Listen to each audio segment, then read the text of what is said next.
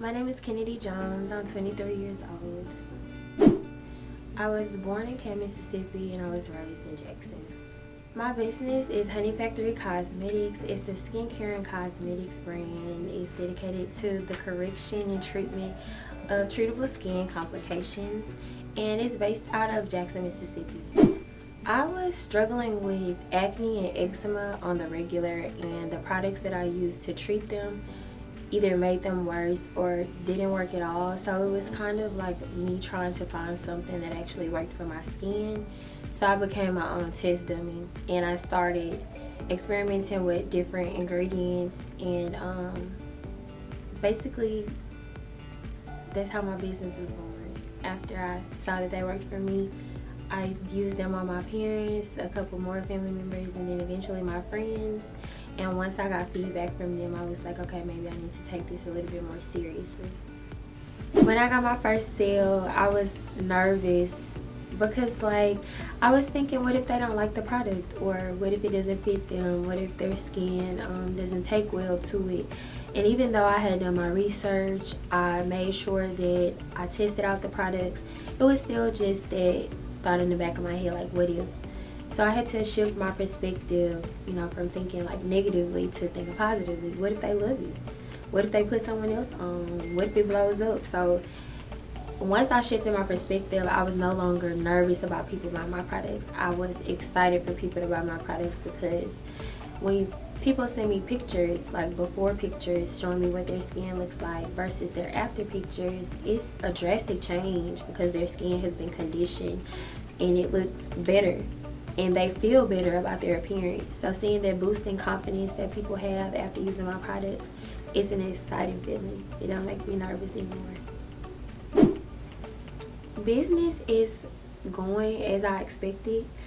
It's growing faster than I expected, but I did expect for people to love my products. I did expect for my products to be as effective as they are. I expected my products to be as effective as they are. I expected people to love them, but I didn't expect to grow as fast as I'm growing. But I wouldn't necessarily call it growing pains. It's just getting readjusted, changing up procedures, changing the amount of time that it's taking to fulfill orders, and I'm loving it. I like the challenge, so I'm happy here. My brand is different from other brands because I don't really see other brands as competition all of the time. I look at it as me being in my own lane, and that kind of helps me focus on just my brand, period.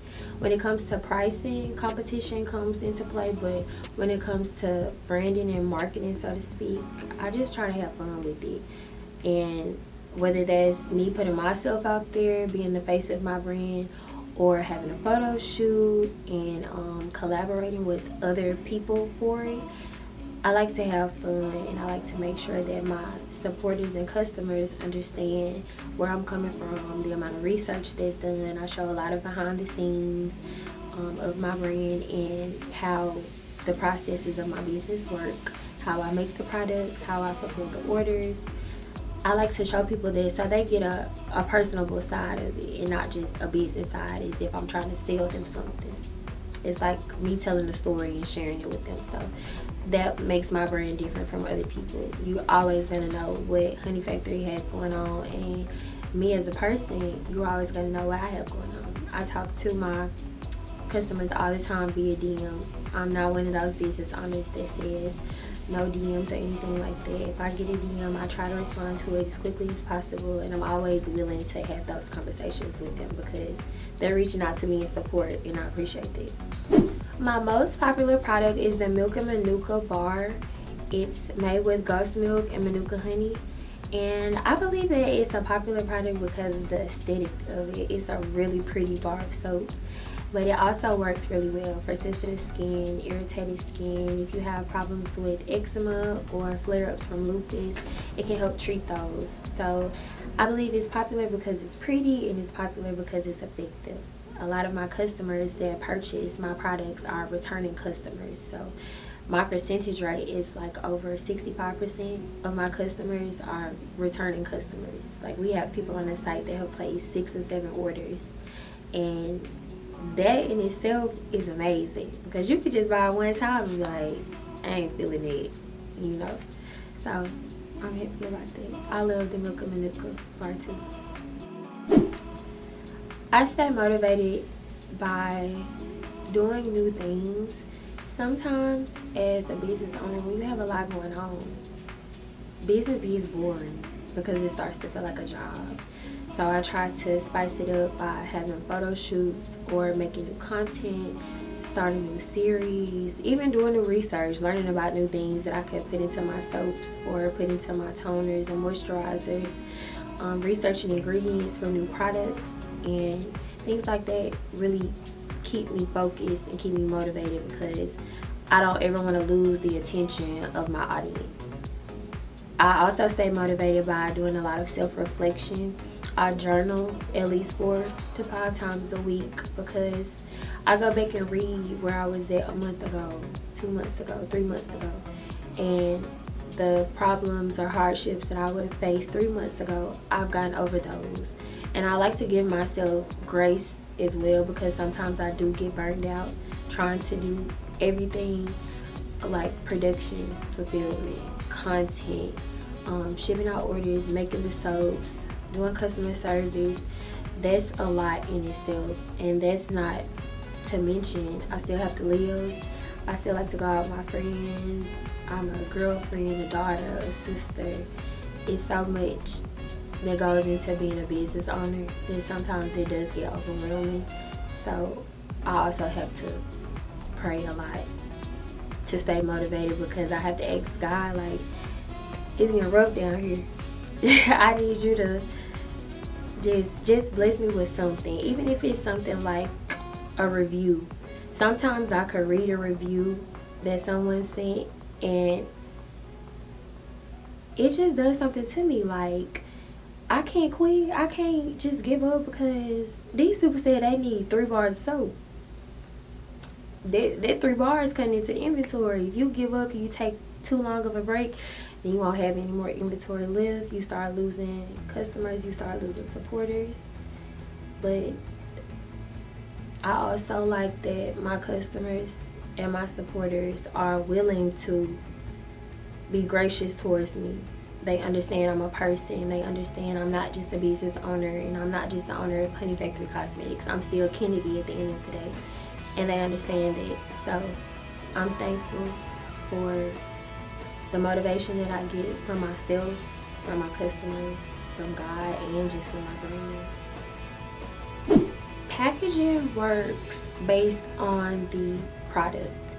When I was planning out my brand and doing like brand strategies, I wanted my products to look distinct.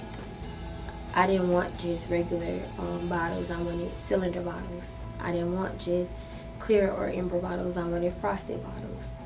Anything that makes someone see it and are like, I need to try that, or that's something I need to use every day. I don't want my products to sit in your bathroom cabinet like most products do. You know, you use them a couple of times, you get bored with them, and boom. So I put a lot of thought into my packaging. For example, the Milk of Manuka soap bar, the packaging is clear because the soap in itself is aesthetically pleasing. So as long as the soap gets to you without any scrapes and scratches, the packaging is the soap itself. It has the labels front and back, and you can see the soap as soon as you pick it up. The same goes with my oil. I wanted the oil to mimic the look of honey, and it's a really golden color. It looks great in sunlight and regular lighting. And when I was going over how to do labels and packaging, I wanted to make sure that my labeling didn't take away from the aesthetic of my products. So my packaging is centered around the aesthetic of the actual product. Okay, so I was at work one day and I was having a really bad day at work. Nothing was particularly wrong. I just hated working. I don't really like being on other people's time, and that job was a very, very demanding job. So I was just not in the best headspace. I got a text message from a classmate of mine. Her name is Sierra Lovins, and she is a lupus warrior. So she struggles with flare-ups from time to time, and she posted it on social media. So I reached out to her. This was before I started my brand. Actually, this was in the beginning stages, before I launched anything. And I told her that I had some soap and some oil that I thought would be really good for treating her lupus flare-ups. And I was so nervous because lupus is not just something that's like a scratch or a bruise. It's something that you deal with every day. It's attacking your immune system. So you have to be really sensitive with how you treat it. And she was willing to use my products to treat her flare-ups. And the day that I was having a rough day at work, she sent me before and afters. And it was like, it brought tears to my eyes because I knew my products worked. But seeing them on someone who has absolutely no obligation to use them, who's dealing with an actual medical ailment, it put me in a different headspace. Like, I can bet on myself. I can really do this. This can really change lives. And I was ready to quit my job that day. I think I quit like 2 weeks after that, but that did it for me. That was the affirmation that I needed. Like, keep going. You're in the right space. My most memorable moment was my launch brunch. The month before I launched my business, I was a nervous wreck. I was like, I had spent all my savings on building up my business, building up my brand. So this is like thousands of dollars going into something that at the time I did not know if it was gonna blow or if it was gonna work or if it was gonna even pick up traction. So I had to really believe in myself, and as easy as it may sound, it was hard at the time. I had never done this before. I don't know what it's like being an entrepreneur. So my launch brunch, I put my focus on making sure that it embodied my brand. I wanted people to see the warmth in it. I wanted to display the femininity in my brand. I wanted to show how the products work. And on each table at the brunch, there was a set of products that you can test out and try. You could see the texture of the oil. You could see the fullness of the toner. You could try it out yourself before buying anything, because I didn't want people to feel pressure. Like, just because you came to the lunch brunch, you don't have to buy anything. I just wanted to showcase what I have been working on and give people an opportunity to see it so they could tell other people about word of mouth. And my lunch brunch actually helped me gain a lot of followers on my business page, because the people that attended the brunch posted what was at the brunch and people began following my page. So it was a blessing in so many ways. It allowed me to get my name out there, my brand out there. It allowed me to shake off my nerves, because at this point I don't have another choice. Like, it's now or never. And I felt accomplished. I felt like a real boss. Like, I really can do this. I'm cut for this. I'm built for this. And there's no stopping. So all of my hard work, seeing my logo, my labeling, my products, and people actually spending bread, it was just a full circle moment. Like, I talked about this in college, how I wanted to have my own skincare line, how I wanted to work with cosmetics, and now here I am doing it, surrounded by people that I know for a fact love me, because it was people coming in from out of state to come to the lunch brunch. And I was so happy because y'all come doing all this for little old me. Like, it was, I still think about it. I look at the pictures all the time. It was my most memorable moment. The majority of my marketing techniques are based on trends. I study social media trends. I study sounds that people are using on social media. I study how and what fields they use them in. Like, for example, a lot of hip-hop and pop music are used on TikTok and Instagram. So I try to make sure that the sounds that I use in my videos are trending sounds, because it's going to make people want to look at the video longer. It's going to make them want to listen to the video longer because they're familiar with the sound that I'm using. I also use things like my personal self and my personal brand. I know what the girls like. I'm a girl's girl, period. And I embody that through Honey Factory. So you're going to see Beyonce on there. You're going to see the City Girls. You're going to see the copywriting and the language that we use. It's a lot of the diction that we use in everyday language, and a lot of the slang that we use as well. So I market to people who understand where I'm coming from, who understand how I'm saying what I'm saying, who understand what it means to be a woman in retrospect of aesthetics. Women have a lot of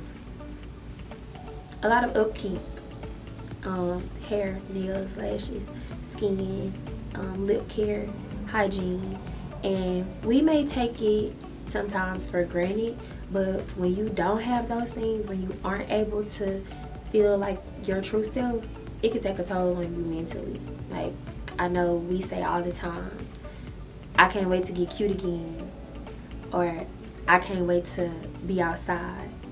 So I market in the way that the people who buy my products understand. So when I first started my entrepreneurship journey, I believed that financial security would just come, because a lot of the times on social media, when you see entrepreneurs having their own businesses, they're doing really big numbers and they're making a lot of money in a short period of time. But what social media doesn't always show you is that that's not always the case. There are going to be months and weeks where you have slow periods, where you're not going to make that surplus of cash. So if Honey Factory was my bread and butter and the only source of income that I had, I was limiting myself to the amount of money that I could make, because yes, I put my all into my business, but sometimes I could put my all into my business and I still not make the amount of money that I'm looking for. So I took it upon myself to get a second job because I wanted to have financial security. With my 9-to-5 job, I don't have to worry about a paycheck not coming in. I know for a fact I'm going to get paid on payday. It's going to be X amount of dollars, and I can plan out what bills I'm going to pay with that, what outfits I'm going to buy with that, what makeup, hair, wig, whatever it is. I know for a fact that I have this set amount of money coming in. As opposed to Honey Factory, I could make $5,000 this month, and then the next month make $1,000. $1,000 is not covering anything, but it's still a source of income. So I got another job to have a security blanket while I build my brand to become a security blanket. Honey Factory Cosmetics will be releasing our body collection soon. It's a collection of soaps, body butters, and oils, and they're unisex. The fragrances are unisex. We have something for our guys, something for our girls, and just overall, since I mainly and primarily focused on skincare within this past year, I want to branch off into body, because our skin is our largest organ, and we just can't take care of our face and not take care of our body. So yeah, stay tuned for the body collection. The soaps are cleansing soaps. They also, some of them are scented, because some people like to layer fragrances. As far as the body butters are thicker than lotions. So you may put lotion on in the morning, and by the afternoon you a little ashy. So we don't have no excuse to be ashy anymore, because the body butters last all day. When you go to bed, you're still going to have moisturized skin, nourished skin, and you're going to feel it. Like, you're going to feel how your skin feels and the difference in the body butters that they make. Body butters are not only thicker than lotion, they last longer, and they're made from raw butters. So lotions tend to have more water-based ingredients, and body butters are more oil and butter-based ingredients. As far as the body oil, that goes into layering fragrances as well. Some people prefer to put oil on after they get out of the shower, because it gives your body this nice soft feel, and it makes your skin look a little bit more plump. So I know for my guys, a lot of times my male customers, they come from my female customers. So it's like they're using their sisters or their girlfriend's products. Well, y'all could just come by them yourself. Like, leave my girl stuff alone.